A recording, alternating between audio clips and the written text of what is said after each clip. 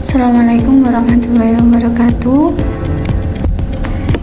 Perkenalkan, nama saya Fadiyul Marifah dari Prodi Ekonomi Syariah STHI Diponegoro Tulungagung. Video ini diajukan untuk perbaikan nilai mata kuliah aspek hukum ekonomi Islam yang diampu oleh Bapak Haji Ubaid Muhammad Baidowi LC. Pada kesempatan kali ini saya akan mempresentasikan beberapa materi dari mata kuliah aspek hukum ekonomi Islam. Materi yang pertama yaitu tentang sejarah pemikiran ekonomi Islam, di mana di Indonesia sejarah pemikiran Islam ini hadir bersamaan dengan datangnya Islam ke Nusantara lewat para pedagang Arab, Persia, dan India. Kemudian sejarah pemikiran Islam di Nusantara mulai terkemuka saat munculnya SDI atau Serikat Dagang Islam pada tahun 1912. Pemikiran ekonomi Islam itu bisa dikatakan seusia dengan Islam itu sendiri, di mana hal ini dapat kita lihat dari berbagai praktik dan kebijakan ekonomi pada masa Rasulullah dan Khulafaur Rasyidin, yang merupakan contoh empiris yang dapat dijadikan pijakan bagi para pemikir, praktisi, dan cendekiawan Muslim dalam melahirkan teori ekonominya. Konsep ekonomi pada waktu itu berdasarkan pada hukum Islam yang bersumber dari Al-Quran dan Sunnah itu sendiri. Kendati pun belum tersusun secara teoritis, praktik ekonomi ini pada masa-masa awal Islam itu memfokuskan perhatiannya pada pemenuhan kebutuhan, keadilan, efisiensi, pertumbuhan, dan kebebasan, di mana sebagian besar pembahasan isu-isu tersebut itu terkubur dalam berbagai hasanah hukum Islam yang tentu saja tidak memberikan perhatian khusus terhadap analisis ekonomi. Lalu materi yang kedua yaitu tentang harta. Apa itu harta? Secara etimologi atau berasal dari kata malun bahasa Arab yang berarti condong atau berpaling dari tengah ke salah satu sisi. Secara etimologi menurut jumhur ulama, selain ulama Hanafiyah itu menyebutkan bahwa harta adalah segala sesuatu yang mempunyai nilai dan diwajibkan ganti rugi atas orang yang merusak atau melenyapkan harta tersebut. Di mana harta ini mempunyai kedudukan yang amat penting dalam kehidupan manusia. Memang harta itu bukan satu-satunya yang dapat diandalkan dalam mewujudkan pembangunan, baik itu secara material atau spiritual, karena masih ada beberapa faktor lain yang ikut menentukan, seperti kemampuan keras, keikhlasan, kejujuran, dan seperangkat ilmu pengetahuan yang diperlukan oleh masing-masing kegiatan. Adapun fungsi harta itu sendiri bagi kehidupan manusia itu sangatlah banyak, antara lain yaitu untuk menyempurnakan ibadah, memelihara dan meningkatkan iman serta ketakwaan kepada Allah, lalu meneruskan estafet kehidupan agar tidak meninggalkan generasi yang lemah, menyelaraskan antara kehidupan dunia dan akhirat, lalu bekal untuk mencari dan mengembangkan ilmu, keharmonisan hidup bernegara dan masyarakat, serta fungsi yang terakhir yaitu menumbuhkan silaturahmi.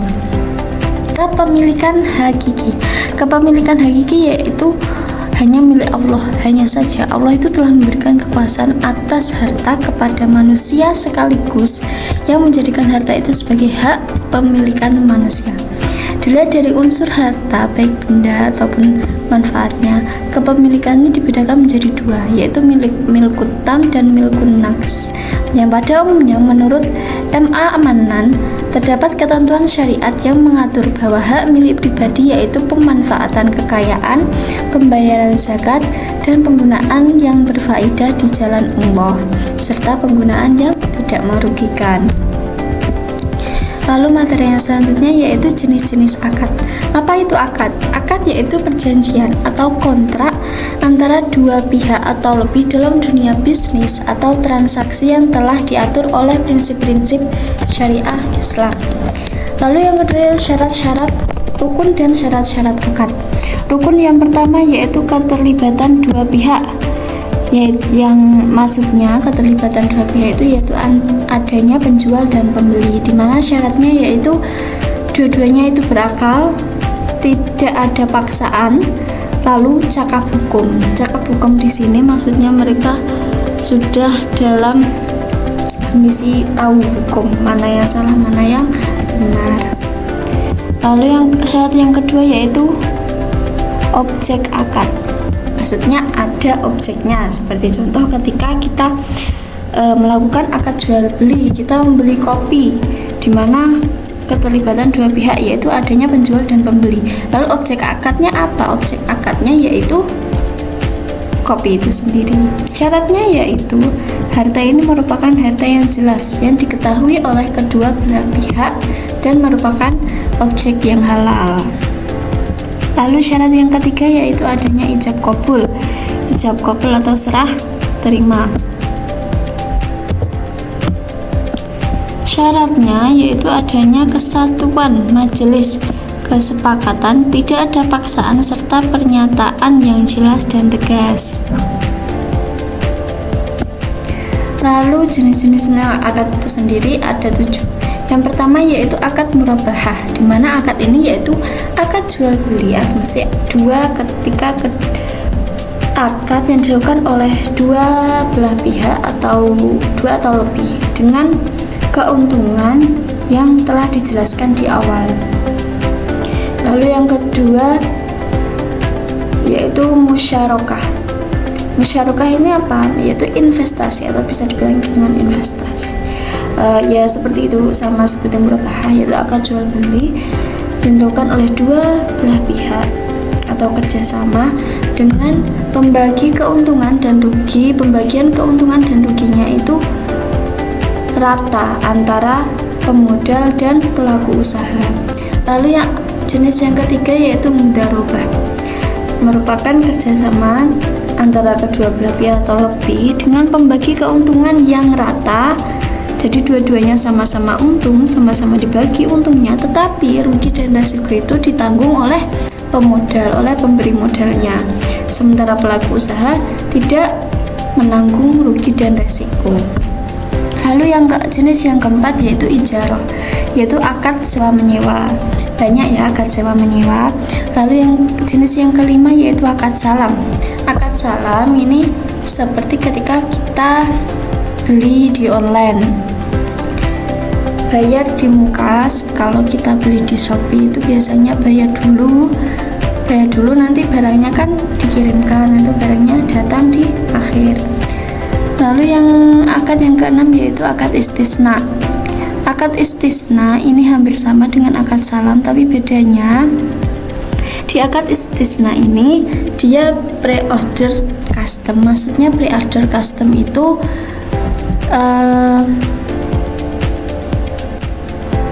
dia custom, pengen modelnya sendiri.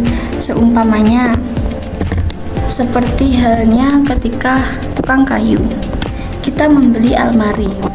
Ada yang almarinya langsung jadi, kita beli. Ada yang almarinya belum jadi, kita bayar di muka, DP lah, istilahnya DP gitu ya.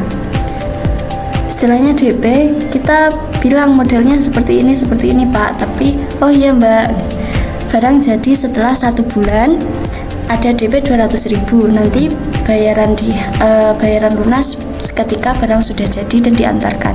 Seperti itu sederhananya. Lalu akad yang terakhir yaitu akad wadiah atau titipan nasabah yang harus disimpan dan dikembalikan kapanpun nasabah mau, atau istilahnya dalam dunia perbankan yaitu deposito.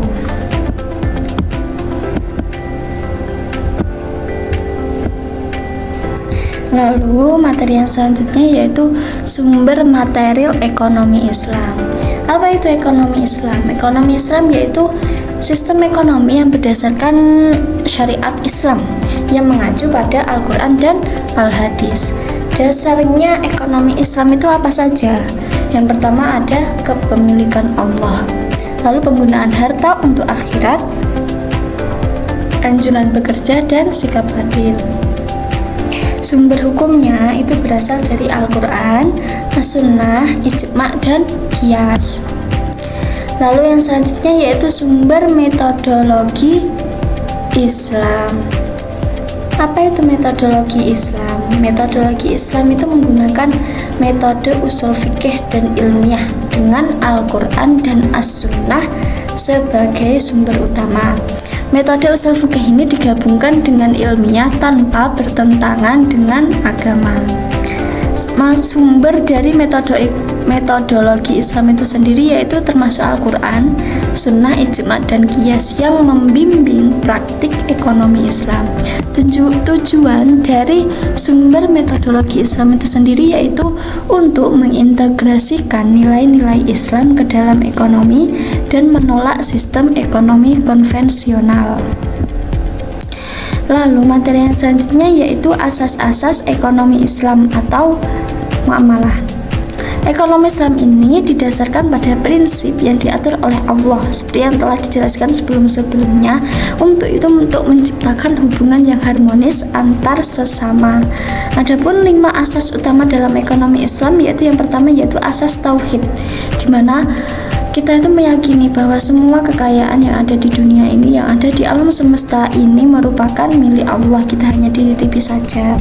Lalu yang asas yang kedua yaitu asas keadilan, di mana kita harus bertindak adil dalam penilaian. Lalu asas yang ketiga yaitu asas kemaslahatan, yaitu mencakup kebaikan dunia dan akhirat, harus digunakan sebaik-baiknya untuk kemaslahatan umat.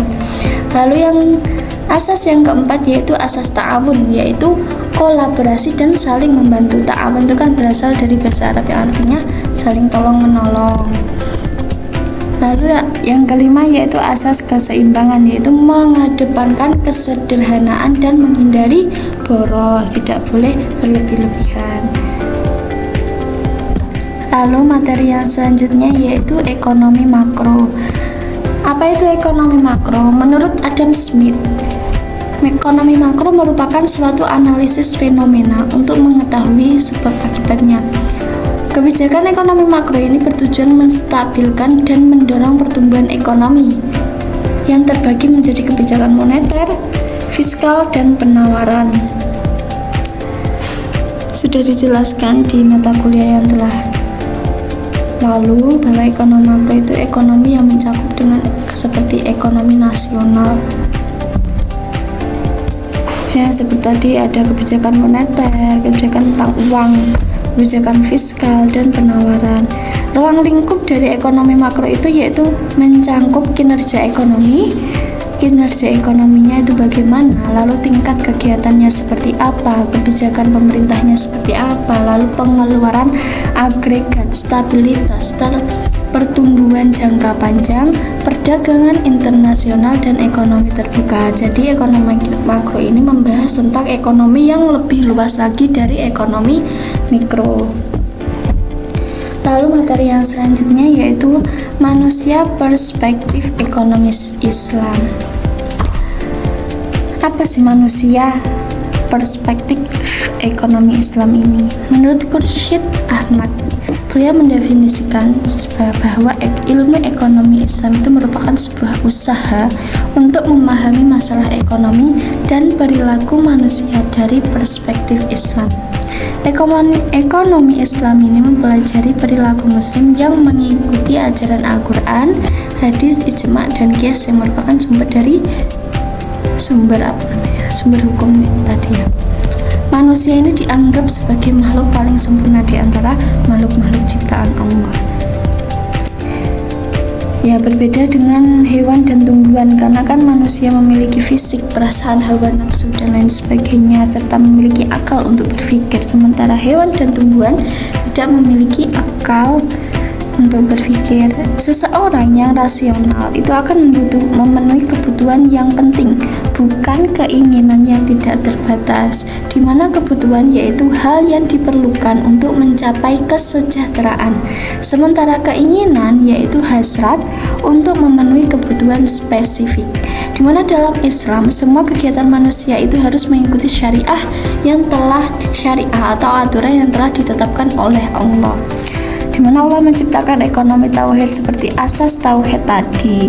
Setiap makhluk itu telah disediakan rezekinya, tetapi kita juga harus tetap berusaha untuk mendapatkan rezeki itu. Lalu untuk materi yang terakhir yaitu kompilasi hukum ekonomi Islam atau ekonomi syariah.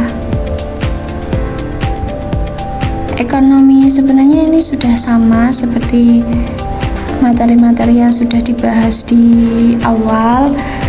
Kita sudah tahu bahwa ekonomi syariah yaitu cabang hukum yang mengatur aktivitas ekonomi berdasarkan prinsip Islam ya, seperti keadilan, transparansi, dan kepatuhan. Terus ada tadi juga jenis-jenis akad, jenis-jenis akad maksudnya, yaitu tadi ada akad murabah, mudharabah, dan lain sebagainya. Terus ekonomi syariah itu bersumber dari Al-Quran dan hadis yang memberikan pedoman bagi perilaku umat manusia, ekonomi umat Islam, serta tadi diperkuat oleh ijma' dan qiyas. Prinsip ekonomi Islam ini mencakup keadilan, keberlanjutan, keseimbangan, kebebasan, dan keadilan sosial yang telah dijelaskan di materi-materi yang awal, di mana ekonomi syariah ini sangat penting untuk menciptakan masyarakat yang adil dan berkeadilan. Baiklah.